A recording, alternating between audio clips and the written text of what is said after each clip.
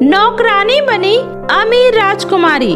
भीम सिंह प्रतापगढ़ के बहुत ही प्रसिद्ध राजा थे और उनकी प्रसिद्धि दूर दूर तक फैली हुई थी। इसलिए उन्हें अक्सर इस बात का डर लगा रहता था कि कहीं उनकी इकलौती राजकुमारी अनन्या पर कोई दुश्मन आक्रमण न कर दे। इसलिए राजा भीम सिंह अनन्या को कभी भी महल से बाहर जाने की अनुमति नहीं दिया करते थे और उसकी सारी सुख सुविधाएं की चीजें महल के अंदर ही उपलब्ध करवा दिया जाता था। राजकुमारी अनन्या की वैसे तो कई सारी नौकरानियां थी, लेकिन एक नौकरानी बहुत ही खास थी जिसका नाम काव्या था। राजकुमारी अनन्या काव्या को बहुत ही मानती थी और उस पर विश्वास करके उससे अपने दिल की हर एक बात कहा करती थी और काव्या भी हमेशा राजकुमारी अनन्या के साथ ही रहा करती थी। लेकिन जैसे जैसे राजकुमारी बड़ी होती गई, उनका मन भी बाहर की दुनिया को देखने का करने लगा। राजकुमारी अनन्या, देखिए आज मैं आपके लिए क्या लाई हूँ। आज मैं आपके लिए बाजार से गर्मा गर्म जलेबियाँ लेकर आई हूँ। आप खाकर बताइए कैसे लग रहे हैं। काव्या, क्या सच में बाहर की दुनिया इतनी सुंदर है? पर मैं तो कभी महल से बाहर गई नहीं। पर तुम्हें तो बहुत मजा आता होगा ना खुले आसमान में घूमने में। काव्या, क्या तुम मेरी एक मदद कर सकती हो? मुझे भी एक बार महल से बाहर जाकर बाहर की दुनिया देखनी है, तो क्या तुम इसमें मेरी कोई मदद कर सकती हो? मैं बस एक बार महल से बाहर जाना चाहती हूँ। इसके लिए मैं तुम्हारी जिंदगी भर आभारी रहूंगी। राजकुमारी अनन्या, आप चिंता मत करिए। हमारे गाँव से ही दूर एक गुरुमा रहती है। मैं उनसे इस बारे में बात करके देखती हूँ, शायद वो इसके लिए हमें कोई उपाय बता दे। हाँ ठीक है, जाओ, हम तुम्हारा यहीं पर इंतजार करेंगे। उसके बाद नौकरानी काव्या अपनी माँ के साथ उस गुरुमा के पास जाती है और उससे इस बारे में कोई उपाय पूछती है। इसके लिए मेरे पास एक उपाय है। अगर राजकुमारी अपनी मर्जी से अपना रूप किसी को देना चाहे तो वह इस मंत्र से दे सकती है। ठीक है गुरुमा, आप वो मंत्र मुझे बता दीजिए, मैं जाकर राजकुमारी को बता दूंगी। उसके बाद वह गुरुमा काव्या को वो मंत्र बता देती है और जब वो मंत्र लेकर काव्या वापस महल में जाने लगती है तो उसकी माँ उससे कहती है, सुन काव्या, तेरे पास यही सही मौका है राजकुमारी की जगह लेने का। आखिरकार तू कब तक उसकी नौकरानी बनी रहेगी? अब राज करने की बारी तेरी है। बस एक बार तू किसी तरह से राजकुमारी का रूप ले लेगी ना, तो तुझे कोई भी नहीं पहचान पाएगा और राजकुमारी तेरी जगह नौकरानी बनकर तेरी सेवा करेगी। तब जाकर मेरे दिल को सुकून मिलेगा। तू समझ गई ना बेटी, मैं क्या कहना चाह रही हूँ? हाँ माँ, मैं सब समझ गई हूँ। अब आप बस देखती जाओ मैं क्या करती हूँ। इतना कहकर काव्या राजमहल में वापस चली जाती है और राजकुमारी को सारी बातें बता देती है। उसके बाद भोली राजकुमारी अनन्या काव्या से अपना रूप बदल लेती है और अब राजकुमारी अनन्या काव्या के रूप में आ जाती है और काव्या राजकुमारी अनन्या के रूप में आ जाती है। तभी राजकुमारी अनन्या कहती है, सुनो काव्या, अब तुम मेरा रूप ले चुकी हो, इसलिए जब तक मैं महल में वापस ना आ जाऊं, तुम हमारी जगह रहकर यहाँ सब कुछ संभाल लेना, ठीक है? लेकिन किसी से ज्यादा बात मत करना, वरना कोई तुम्हें पहचान जाएगा तो सब कुछ गड़बड़ हो जाएगा। आप बिल्कुल भी चिंता मत करिए राजकुमारी, मैं सब कुछ संभाल लूंगी। आप बस आराम से बाहर घूम कर आइए। लेकिन काव्या के मन में तो उस समय कुछ और ही चल रहा था, इसलिए जैसे ही राजकुमारी अनन्या बाहर घूमने के लिए जाती है, काव्या बहुत ही खुश होती है। इधर राजकुमारी अनन्या को बाहर का नजारा देखकर बहुत ही अच्छा लग रहा होता है और कुछ देर घूमने के बाद जब वो वापस महल में आ रही होती है तो वो देखती है कि रास्ते पर एक राजकुमार बेहोश पड़ा होता है। यह देखकर राजकुमारी अनन्या उस राजकुमार के मुंह पर पानी की कुछ छींटे मारती है और उन्हें होश में लाती है। और उस समय राजकुमारी अनन्या एक साधारण लड़की काव्या के रूप में थी, इसलिए राजकुमार उन्हें एक साधारण लड़की ही समझ रहे थे। आपका बहुत बहुत शुक्रिया, आपने मेरी बहुत मदद की है। पता नहीं कैसे मैं आपके राज्य में घूमते घूमते बेहोश हो गया। मेरा नाम राजकुमार राघव है और मैं अपने किसी काम से आपके राज्य में आया हूँ, लेकिन मुझे यहाँ पर रुकने के लिए अभी तक कोई जगह नहीं मिली। तो क्या आप मुझे किसी धर्मशाला के बारे में बता सकती हैं? मैं वहाँ पर थोड़ा आराम कर लूँगा।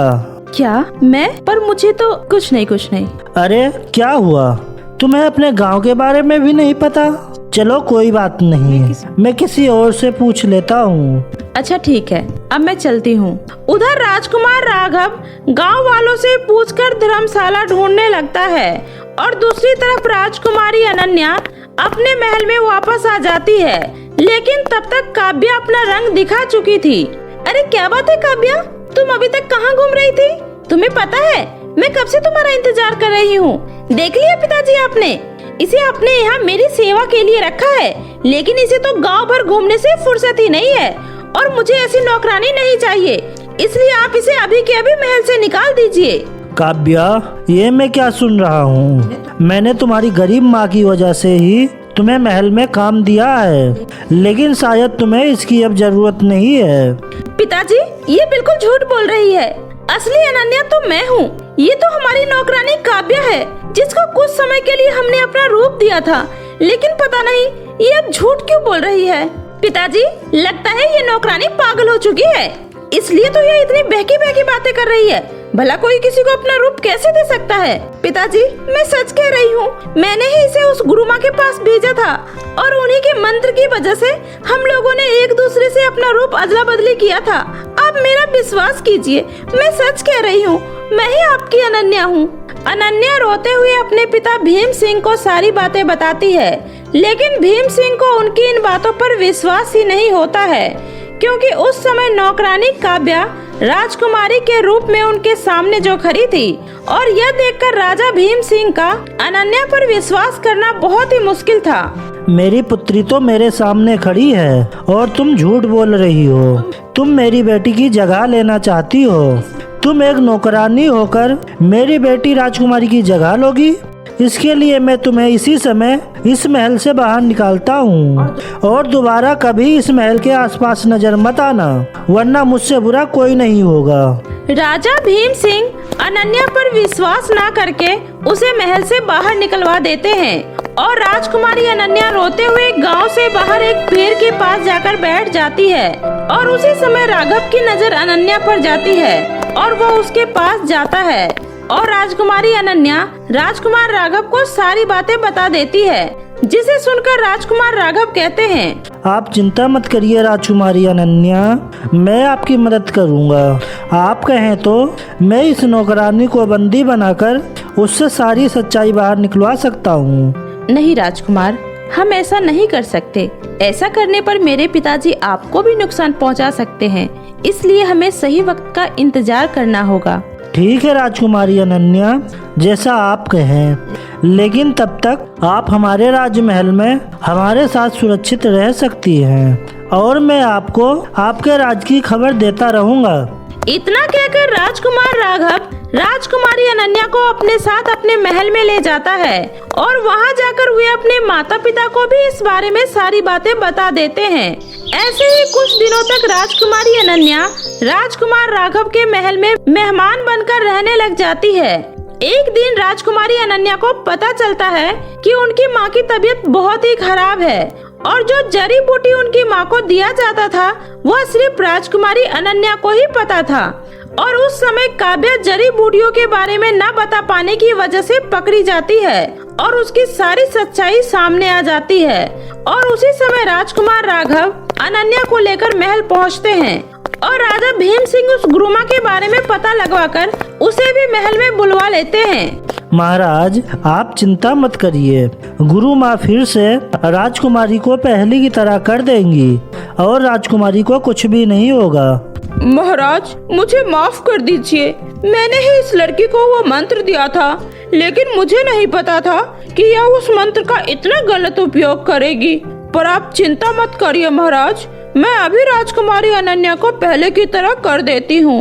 उसके बाद गुरुमा जैसे ही मंत्र बोलती है वैसे ही राजकुमारी अनन्या अपने असली रूप में आ जाती है और वह नौकरानी काव्या अपने रूप में आ जाती है और राजकुमारी अनन्या जल्दी से जाकर वह जड़ी बूटी अपनी माँ को खिलाती है, जिसके बाद उनकी माँ की तबीयत में सुधार आ जाता है।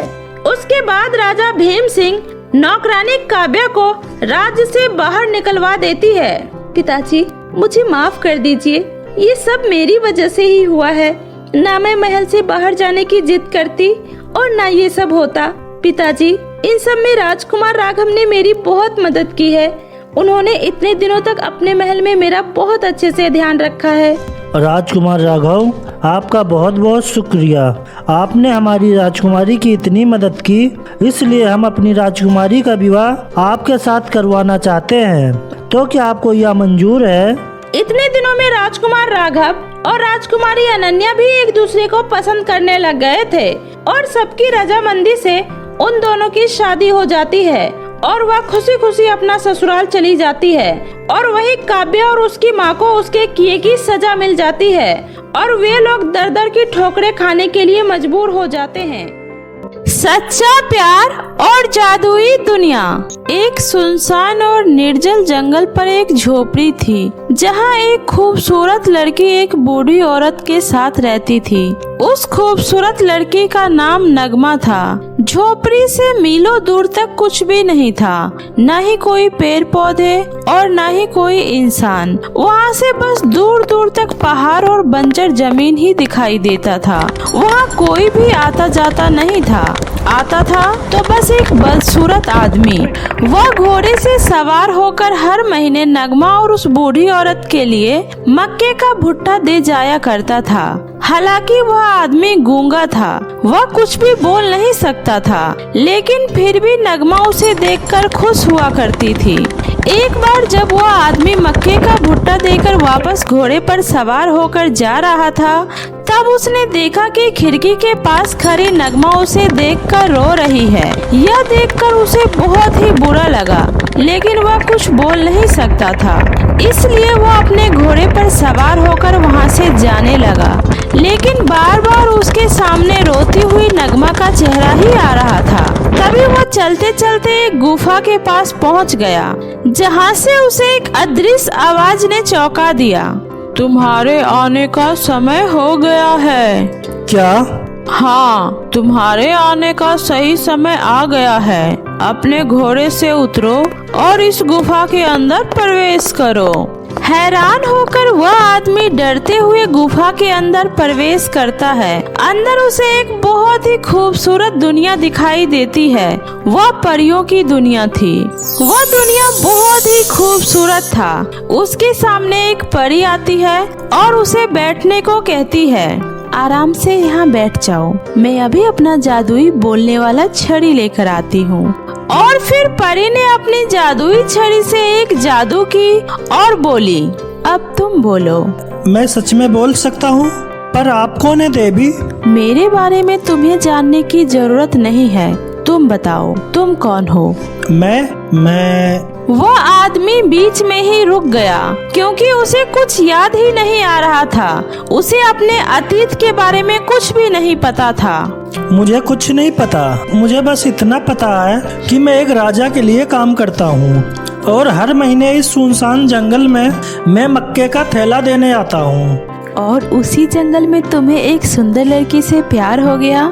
हाँ, और उसका नाम नगमा है। उसके जैसा सुंदर लड़की आज तक मैंने नहीं देखा, पर आज जब मैं उसे रोते हुए देखा तो मुझे बहुत बुरा लगा।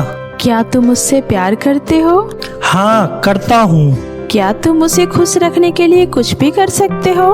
हाँ, मैं उसके लिए अपनी जान भी दे सकता हूँ। ठीक है, फिर तुम मेरी बात को ध्यान से सुनो। नगमा कोई आम लड़की नहीं, बल्कि एक राजकुमारी है। उसे एक दुष्ट आदमी ने उस निर्जल जंगल में कैद करके रखा हुआ है और वही तुम्हारा मालिक है। उसने राज्य के असली वालिद नगमा के पिता को मार डाला और वह नगमा को भी मारना चाहता था, पर एक जादूगरनी ने उसे बताया कि अगर वह उस मासूम बच्ची को मारेगा तो वह जलकर भस्म हो जाएगा। अगर ऐसा है तो मैं उस लड़की का क्या करूं?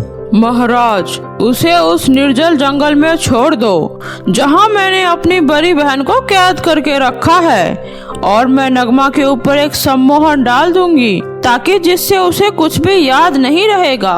और जहां तक उसके खाने का सवाल है, तो उसके लिए हर महीने उसके पास मकई पहुंचा दी जाएगी। लेकिन किसी सैनिक को वहाँ भेजना खतरे से खाली नहीं है। अगर किसी को असलियत का पता चल गया तो? घबराइए नहीं महाराज, इसके लिए मेरे पास एक बहुत ही सही इंसान है जो गूंगा है।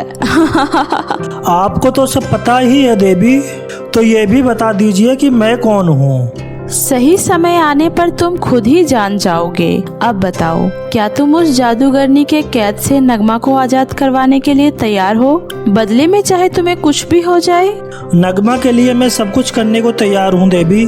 ठीक है, तो फिर मेरी बात को ध्यान से सुनो। उस सम्मोहन को तोड़ने के लिए तुम्हें एक सुनहरा भाला लाना पड़ेगा, जो यहाँ से काफी दूर गहरे समुद्र के बीचों बीच वाले टापू पर है। तुम्हें वहाँ से उस भाले को लेकर उस निर्जल जंगल में जाना है और उस झोपड़ी के ऊपर उससे 3 बार वार करना होगा, जिससे उस जादूगरनी का सम्मोहन हमेशा के लिए टूट जाएगा और वो दुष्ट राजा और जादूगरनी भी जलकर भस्म हो जाएगी और राजकुमारी नगमा आजाद हो जाएगी। ठीक है, फिर अब मैं निकलता हूँ। अपना ख्याल रखना।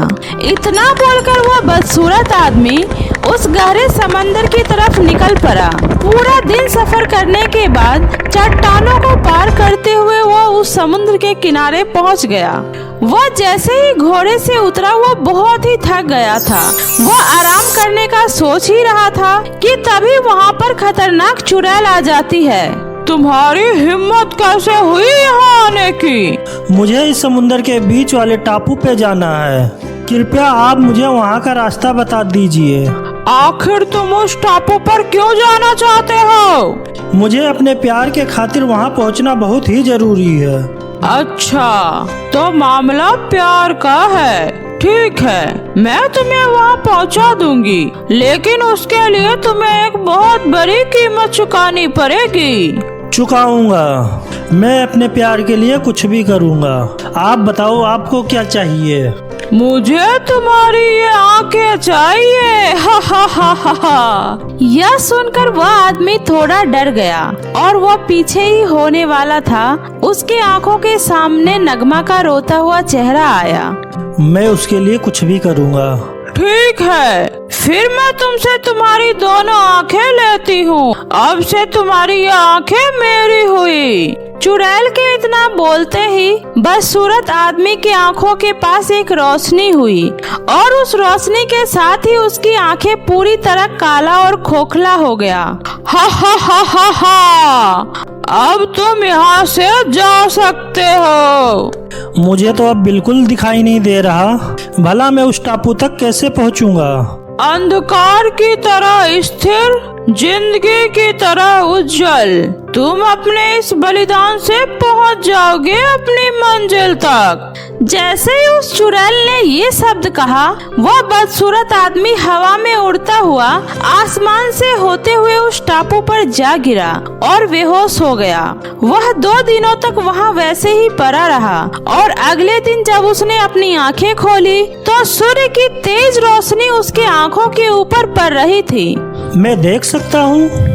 उसने देखा, वहाँ पीछे ही भाला रखा हुआ था, वहीं एक शीशा भी रखा हुआ था। उस आदमी ने जैसे ही शीशे में अपने आप को देखा, वह हैरान रह गया। वह अब बदसूरत आदमी नहीं था, वह एक नौजवान राजकुमार था जो सैन्य देश का था। फिर उसे अपनी याददाश्त भी वापस आ गई और उसे यह भी याद आया कि कैसे उस जादूगरनी ने उसके ऊपर गूंगा और बदसूरती का सम्मोहन डाला था, क्योंकि उसने इस जादूगरनी के प्यार को ठुकरा दिया था। वह जमीन में दबी भाले को अपने हाथ से जैसे ही उठाया, वह समुद्र के किनारे पहुंच गया। वहां उसका घोड़ा पहले से ही उसका इंतजार कर रहा था। घोड़े मेरे दोस्त, चलो अब चले। हवा की तरह उड़ाता हुआ उसका घोड़ा उसे कुछ ही घंटों में उस निर्जल जंगल में ले आया। जब वह उस झोपड़ी के पास पहुंचा, तब उसने 3 बार उस भाले से झोपड़ी पर वार किया। तभी अचानक से वह बंजर जमीन हरे भरे जंगल में बदल गई। जमीन से हरे भरे फूल और घास उगने लगे और वह झोपड़ी एक सुंदर घर में बदल गया। और तभी उस घर के अंदर से उस जादूगरनी की बहन रेणुका, जो बिल्कुल भी बूढ़ी नहीं लग रही थी, निकली। मैं यहाँ राजकुमारी नगमा को लेने आया हूँ। तभी अंदर से नगमा निकलकर बाहर आई। राजकुमार नगमा को देखकर हैरान रह गया। वो अब पहले से और भी ज्यादा खूबसूरत लग रही थी। धन्यवाद नौजवान, तुमने मेरी बहन द्वारा किए गए सम्मोहन को तोड़ दिया। अब हमें सब कुछ याद आ गया है। आपने जो किया उसके लिए तहे दिल से हम आपके आभारी हैं। अब यहाँ से आगे जो भी होगा मैं सब संभाल लूंगी। आइए राजकुमारी जी, हमें अब यहाँ से चलना होगा। नहीं, मुझे तुम पर भरोसा नहीं है और राजकुमारी मेरे साथ जाएगी। चुप रहो, जादूगरनी रेणुका से इस तरह बात मत करो, क्योंकि इन्होंने ही मुझे बचपन से पाला है और यह मेरी गॉड मदर है। वैसे तुम कौन हो? हैरान होकर राजकुमार ने नगमा को सारी बातें बताई। ओह अच्छा, तुमने मेरे लिए इतना सब किया, तुम्हारा दिल से शुक्रिया। अब मुझे यहाँ से अपने राज्य को निकलना होगा। तभी जादूगरनी ने अपनी जादुई शक्तियों से एक जादुई ओरन खटोला मंगवाया। चलिए राजकुमारी, हमारी सवारी आ गई है। रुक जाओ नगमा। क्या हुआ? मैं तुमसे प्यार करता हूँ नगमा। माफी चाहती हूँ, पर मैं आपसे प्यार नहीं करती। मैं तो आपको जानती तक नहीं हूँ, पर हाँ, तुमने हमारी इतनी सहायता की है, तो अब से तुम मेरे दोस्त हुए। तुम मेरे राज्य में मुझसे मिलने जरूर आना। हम तुम्हारी बहुत अच्छे से खातिरदारी करेंगे। अच्छा, अब मैं चलती हूँ। इतना बोलकर दोनों उस उड़न खटोला में बैठकर चले गए। मायूस होकर राजकुमार ने उसे बादलों के बीच गायब होते हुए देखा। उसकी आंखों से आंसू गिरने लगे। तभी उसने उसी परी की आवाज सुनी। राजकुमार, तुमने बहुत अच्छा किया जो उसे जाने दिया। वैसे भी जादूगरनी रेणुका बहुत ही शक्तिशाली है और वह नगमा के साथ कभी बुरा नहीं होने देगी। दरअसल तुम्हें याद ही होगा, मैंने तुमसे कहा था तुम्हें एक बहुत बड़ी कीमत चुकानी पड़ेगी। दरअसल वह कीमत तुम्हारी वह आंखें नहीं थी, वह कीमत यही था, तुम्हारा प्यार, तुम्हारा सच्चा प्यार। तुमने यह जानकर कि जिसे तुम प्यार करते हो वह तुमसे प्यार नहीं करती, उसे जाने दिया। मैं तुमसे बहुत ही प्रसन्न हुई। जाओ वीर राजकुमार, खुशी खुशी अपने राज्य लौट जाओ। क्या हम कभी एक नहीं हो पाएंगे, है ना? हाँ, हर किसी को यहाँ पर अपना प्यार नहीं मिलता है और यही है एक सच्चा बलिदान। राजकुमार अपने घोड़े पर सवार हुआ और बहुत दूर निकल गया। हमें नहीं पता कि उस राजकुमार के साथ क्या हुआ होगा, लेकिन हमें यह जरूर पता है कि उसकी कहानी के चर्चे होंगे, यह सिखाते हुए कि प्यार निस्वार्थ होता है। तो मेरे प्यारे दोस्तों, कैसी लगी आपको मेरी ये कहानी? मुझे कमेंट करके जरूर बताएं। कहानी अच्छी लगी हो तो इसे अपने दोस्तों के साथ भी शेयर करें। और हाँ दोस्तों, अगर आपने अब तक मेरे चैनल जादुई टीवी को सब्सक्राइब नहीं किया है तो जल्दी से नीचे लाल बटन दबाकर अभी सब्सक्राइब कर ले। तो मिलती हूँ ऐसे ही फिर किसी नई मजेदार जादुई कहानी के साथ। तब तक अपना ध्यान रखें। बाय बाय दोस्तों।